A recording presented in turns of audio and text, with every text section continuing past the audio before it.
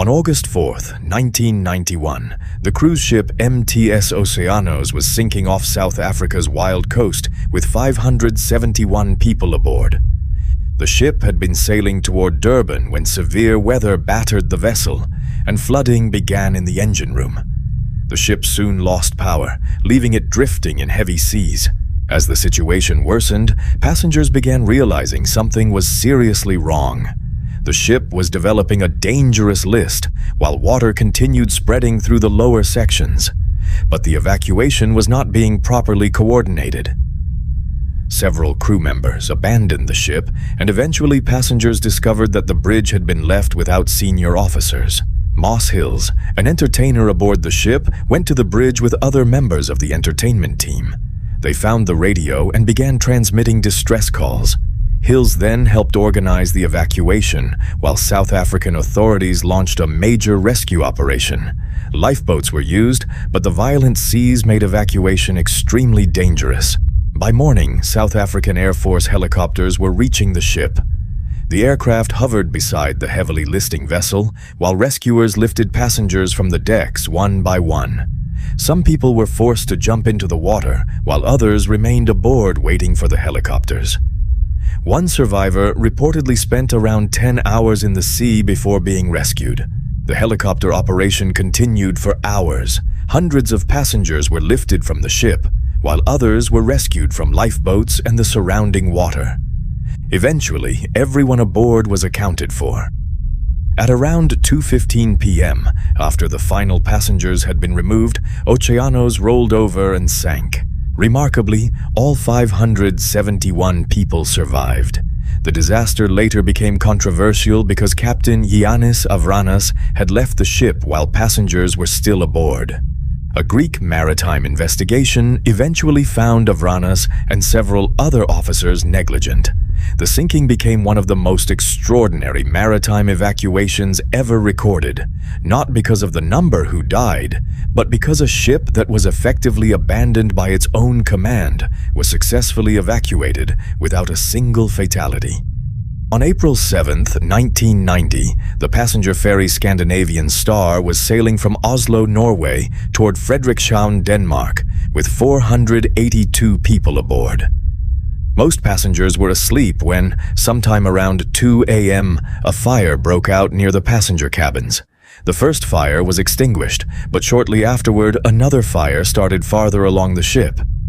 Investigators later determined that the fires had been deliberately set. Smoke spread rapidly through the passenger decks, filling corridors and cabins with toxic fumes.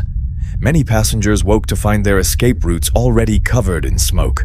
The crew was also struggling to control the situation, and later investigations found that the ship's newly assembled crew had not received the required fire and evacuation training before the vessel entered service. At around 2:24 a.m., a Mayday call was transmitted. Rescue vessels began moving toward the ferry as passengers tried to escape through the smoke. Some reached the outside decks and lifeboats, while others became trapped inside their cabins. The fire continued spreading through the ship, making parts of the vessel almost impossible to enter. The ferry was eventually evacuated, but the scale of the disaster was enormous. Rescue crews recovered victims from inside the burned passenger areas, while hundreds of survivors were taken to safety. The ship itself remained on fire for hours and was eventually towed toward Lysekil, Sweden. The fire was still burning when the vessel reached port, and it was not completely extinguished until the following day. In total, 159 people died. The fire was officially determined to be arson, but the person responsible was never conclusively established in court. Years of investigations followed, examining the ownership, possible motives, safety failures, and whether authorities could have prevented the disaster from becoming so deadly. On April 16, 2014, the passenger ferry MV Sewol was sailing toward South Korea's Jeju Island with 476 people aboard, including around 250 high school students on a school trip. The weather was calm, but around 8:48 a.m., the ferry made a sharp turn and suddenly began to list heavily. An emergency call was made, but instead of immediately evacuating, passengers were repeatedly told to stay where they were. Inside the cabins, students filmed the ship tilting farther and farther, with furniture sliding across the floors and people struggling to remain upright. Outside, Coast Guard helicopters and rescue boats were arriving, but the evacuation was not being properly coordinated.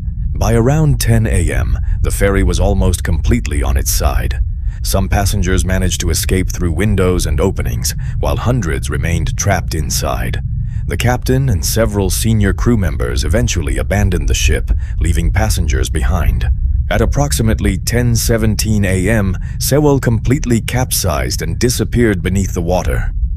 Rescue crews continued searching the area, but 304 people died, including 250 students. Only 172 people survived. The disaster triggered one of South Korea's largest investigations into maritime safety and government failures. Investigators found that excessive cargo, poor stability, the sharp turn, and inadequate emergency response all contributed to the sinking. The captain was eventually sentenced to life in prison, while the wreck itself was raised from the seabed 3 years later, exposing the full scale of the tragedy. On April 10, 1912, RMS Titanic left Southampton, England on its first voyage to New York. The massive ocean liner was carrying more than 2,200 passengers and crew, and for the next 4 days, the voyage remained mostly uneventful. But on April 14th, Titanic began receiving warnings about ice ahead. Several ships reported icebergs and dangerous field ice in the North Atlantic, yet Titanic continued through the area at roughly 22 knots. At around 11:40 p.m., lookouts Frederick Fleet and Reginald Lee spotted an iceberg directly ahead. Fleet immediately sounded the warning bell and called the bridge. First Officer William Murdoch ordered the ship to turn and reverse the engines, but there was not enough time.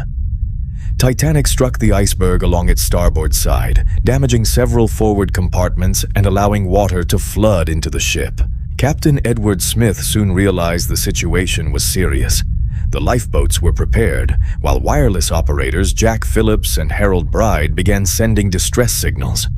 RMS Carpathia received the calls and immediately turned toward Titanic, but it was still hours away.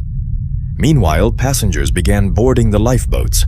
Titanic carried 20 boats with capacity for only about 1,178 people, and several left with fewer passengers than they could hold. As water continued flooding the forward compartments, Titanic's bow began sinking lower. The ship gradually developed a steeper angle, and eventually the hull could no longer withstand the forces acting on it. At around 2:20 a.m. on April 15th, Titanic disappeared beneath the Atlantic. Hundreds of people were left in the freezing water, while the lifeboats remained nearby. Carpathia arrived roughly 2 hours later and began rescuing survivors. More than 700 people survived, while more than 1,500 died. The disaster shocked the world and exposed serious weaknesses in maritime safety regulations, eventually leading to major changes in lifeboat requirements, wireless communication, emergency procedures, and international maritime safety. On April 10, 1991, the passenger ferry Moby Prince left the Italian port of Livorno with 141 people aboard, heading toward Sardinia. Just minutes after departure, the ferry entered the busy harbor roadstead, where the oil tanker Agip Abruzzo was anchored nearby. At around 10:25 p.m., Moby Prince suddenly collided with the tanker. The ferry's bow tore into an oil tank, releasing crude oil across the ship. Moments later, the oil caught fire, sending flames and thick smoke through the passenger decks. Trapped inside, passengers had almost no way to escape. The surrounding water was also covered in burning fuel, making it impossible for many to simply jump overboard. A distress call was transmitted, but confusion immediately followed. Agip Abruzzo was also calling for help, and rescuers initially focused on the burning tanker. The ferry's location was not properly identified, and Moby Prince continued moving away from the collision site while still on fire. For more than an hour, the burning ferry remained largely undiscovered. Around 11:35 p.m., two workers finally spotted the ship. They approached through the flames and found 23-year-old crewman Alessio Bertrand. He was the only person aboard who survived. Bertrand told rescuers that people were still inside, but the extreme heat made it almost impossible to enter the ferry. By the time firefighters could reach the interior, almost everyone aboard had died. In total, 140 people were killed. The disaster later became one of Italy's most controversial maritime cases. Investigations questioned the rescue response, the visibility conditions, and the original explanation for the collision. Decades later, an Italian parliamentary inquiry concluded that evidence pointed toward the possible involvement of a third vessel, leaving the exact circumstances of that deadly night still disputed.